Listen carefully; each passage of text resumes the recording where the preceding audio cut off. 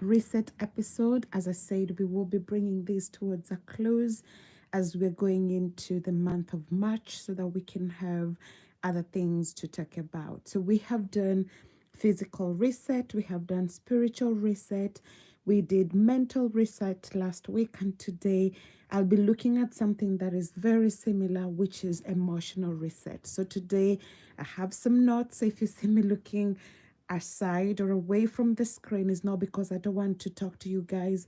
It's just because I want to ensure that I talk about what I've written down. So, what does emotional reset mean? And if you're new here, my name is Claire. I have the privilege of being the founder of this channel. I'm all about total wellness. And so, we have been looking at resetting even as we get into the year 2025. So, today we will focus mainly on emotional reset. Why is emotional reset important? Because it helps you to clear things like negative emotions. It helps you to regain balance and restore emotional well being. And we will discuss some practical ways in which you can reset emotionally. Number one is pause and breathe, right? You take deep breaths to calm down your nervous system. You can be, maybe sometimes have you ever been hungry, not hungry, and then you're feeling like your heart is palpitating, you're feeling like you're going into an overdraft mode, and then you just think the best thing to do at that moment is just kind of pause, right? And just take a minute. And somebody was telling me last week, it takes 90 seconds for an emotion to dissipate. You can be really angry, but if you can hold onto that anger for just 90 seconds, there's a very high chance that that anger will have dissipated in 90 seconds. So learning to pause, learning to breathe, breathe in, breathe out, and let go, right? Breathe in again, and then breathe out. You can do that 4, 7, 8 breathing techniques where you inhale in 4 seconds, you hold for 7 seconds, exhale for 8 seconds. Just continue doing that, and that can really bring you lots of relaxation. So when you're stressed out or when you're panicking or you're angry or something, just go, let's breathe in. Then let's breathe out. Let go. Let's breathe in again. Hold on 4 and then release. I can't do that obviously because I'm talking, so but you get the gist, right? And there are also people on YouTube that have done quite a lot of stuff on breathing exercises and techniques that can help you with emotional resetting. The second thing I'll talk about, I can see some of you live with me, glad to have you live here, is journaling your feelings. I've talked a lot about this, haven't I? I've mentioned about things like, for example, if you're kind of in a way depressed, stressed up, and things like that, you can actually ask yourself, why am I feeling how I'm feeling, and what can I do to be able to kind of get rid of these feelings? And I am one of those persons, as people, as I've told you before, that I really treasure journaling. So I journal when I'm happy, I journal when I'm angry, I journal when I'm sad, I journal all my feelings, so that when one day I go back to those moments, I can be able to see, how did I manage to come out of these dark times? If I have, let's say, moments that are causing me to have anxiety, I'll go back to see, how did I manage to overcome that anxiety? And James is saying, right, for example, I think about, what am I thinking about in this moment that is causing me to have anxiety? Number 2, what is making me come into that, what are my behaviors, right? Why am I behaving in this way? And then number 3 will be, what are my thoughts in this moment, and things like that. So kind of thinking about your thoughts, your behaviors, and things like that, and just writing them down can be really, really super helpful. Journaling can help you to write things down. And I can see some of you guys from the UK. I can see Charlie Peace, I'm from the UK as well. It helps you to write down things that are bothering you. It can help you to let go of emotions, emotional tensions, and things like that, so that at the end of the day, asking yourself, what can I do to feel better? What can I do to make me feel better today, so that tomorrow, when you have a similar episode or similar situation, you can always go back and ask and look at the victories of yesterday to help you to overcome the trials and the troubles of today. Number three, move your body, right? It sounds so easy. You might do some exercises. You may want to run. I love running. You may want to walk. You may want to do some people believe in yoga. I'm not a believer in that, because again, it goes back into what do you do in those spaces and times when you are moving your body. Just getting away from the situation can help. You can do like physical movements that will help you a lot with releasing the stress and letting the stress hormones to go. You can try walking outside. I know in the UK it's so temperamental in terms of weather at the moment, and it just gives you that opportunity to, you can dance if you are somebody who likes dancing, Zumba, wherever it is, putting on music that you love, your favorite song, so that this will help you kind of in a way get back into the mood. Then the next thing, which is number 4, is disconnect and unplug, right? Unplug, take social media breaks. Some of us thrive on social media, which is okay if it gives you good vibes for your emotions, but sometimes just taking a break and saying, Claire, we're getting on um a little bit of a break from social media. Sometimes you might want to take a break from watching news, because news can be depressing sometimes. Let's face it. Coco says you might want to do like Ayurveda body massage. That's correct if you want to do that. Hi, Coco. Nice to see you. You may want to limit sometimes the screen time that you have. Try to disconnect from screen time and have real world connections, right? Have connections with your family, have connections with your loved ones, have connections with human beings, real people, rather than reels on Instagram, Facebook, and TikTok, which can leave you even feeling more emotionally distressed and drained. Then the other thing I've mentioned before, and if you look on this channel, we talk a lot about is practicing gratitude, right? Somebody once sang a song and say, count your blessings, name them one by one, and it will surprise you how much you are blessed.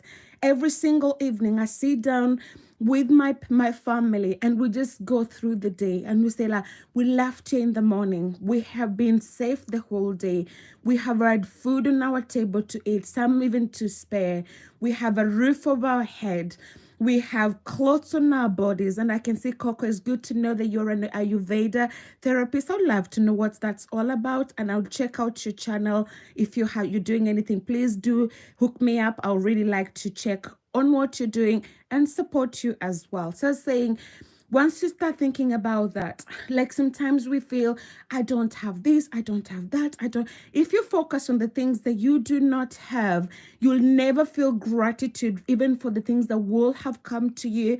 But have you ever just taken a minute to sit down and think about how blessed you are? If you have a car, how many people in the world are able to drive? If you are walking today, how many people in the world woke up with the same way you woke up, but they were involved in an accident and or something happened and they cannot walk right now, right? You woke up in the morning. Can I just maybe say this, put it out there? There are people that we woke up the same time this morning together, and by now they are no longer there. They are gone, right? Or they are in hospitals, or they have been given a life-changing diagnosis. But here we are.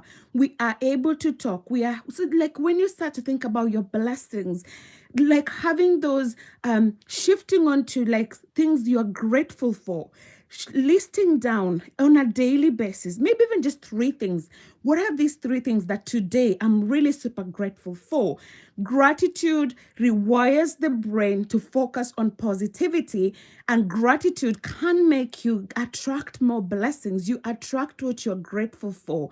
Always cultivate the attitude of gratitude. And then number 3, talk it out, right? I talk a lot. And I mentioned in the last episode last week, if you don't know me, I am almost 100% introverted.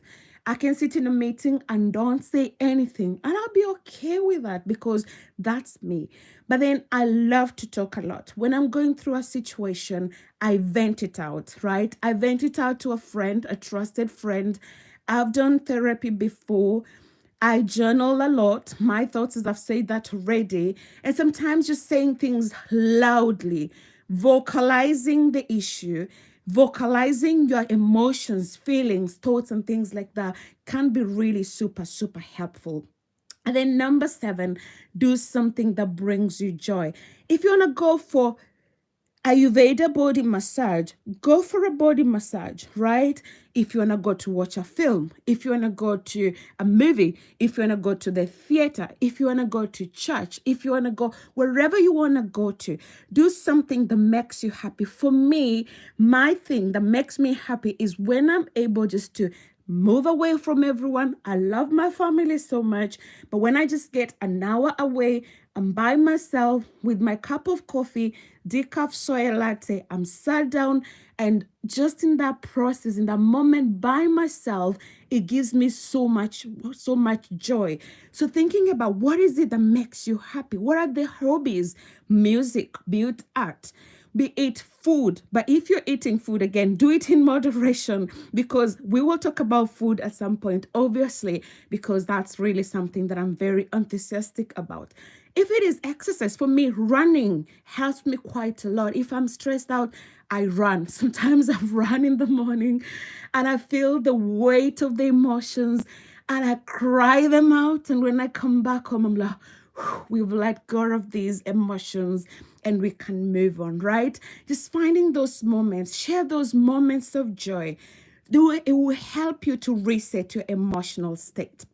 Number 8, I've already mentioned this. Do something like moving, but also get out into nature, right? Get out into places where, for example, in the woods, in the parks, in nature, go get some sunshine. At the moment in the UK, we don't have much sunshine, but if you're able to get sunlight, some sunshine can actually boost your mood by increasing your serotonin levels, which is something scientifically known, and that can help you boost your mood and make you feel much more better.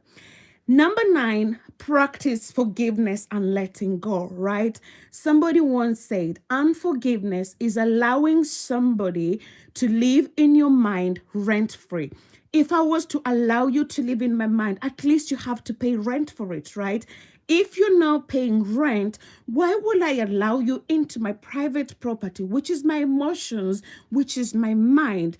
When you hold on to resentment, it keeps you stuck, right? When you hold on to unforgiveness and bitterness, it actually makes you be the prisoner. Somebody said unforgiveness is when you drink poison and you expect another person to die.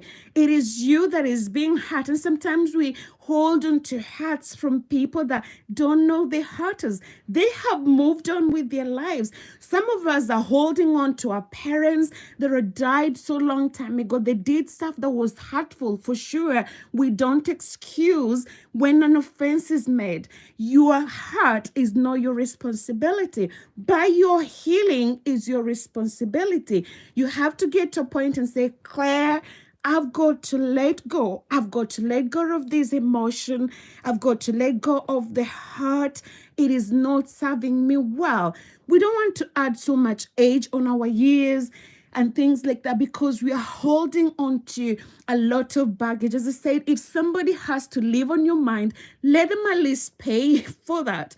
If they're not giving you rent to live in your mind and emotions, let them go. Let them and let you. Let them go in peace, right? Forgive and let go. Ask yourself, if I was to let go of my husband who did this, who did that, what will he do to me, right? Even sometimes we're sitting back expecting for them to come back to apologize. Some people will never apologize. You're sitting there holding on to grudges, somebody that they don't even know sometimes. Let's learn. And my friend recently taught me something called let them theory. If you're watching this, just go to YouTube and type in let them theory. Oh my goodness, that's so liberating. Mel Robbins talks about let them, and he says sometimes when you feel like you're being somebody doesn't want to share their lives with you, or you're being left out, or you're forcing yourself, let them. If they're doing something that is annoying to you, rather than having it in your mind, letting it eat up your mind, let them. And when you're letting them, let you enjoy the freedom of forgiving. So that's something I'll highly encourage you. If you have a minute, go onto YouTube, search for Mel Robbins, let them and just list. She's amazing. She does swear a lot. Let me warn you. If you're watching her with children, be careful. But she does really talk about stuff. And I have learned in this season to let it go, because it doesn't help us in any way holding on to that stuff. Number 10, which is the final thing, is rest and recharge, right? Lack of sleep makes emotions harder to regulate. I am one kind of a very grumpy person if I haven't slept well. If I'm feeling sleep deprived, it is so difficult for me even to engage in any meaningful conversation. You need to create a bedtime routine to reset overnight. I've mentioned about how does your room look like? What's the warmth, the coldness of your room? How does your ambience in your room look like? Is your room inviting you to come in yourself and just calm yourself, right? Create a calming bedtime routine to reset. It might be for some of us having a shower before bedtime, or having a warm bath, or having a warm cup of milk, or lighting up some, let's say, I don't know, fragrance, whatever it is that will calm you, will really help you in a sense to be able to reset. It's been amazing doing emotional research with you guys today, and I've heard lots and lots of you guys. So I'm going to stop there today. It's a Wednesday. I've got Bible study coming up in half an hour. So I've got to have my dinner. And tomorrow is my birthday. So I've got to go prepare myself for that.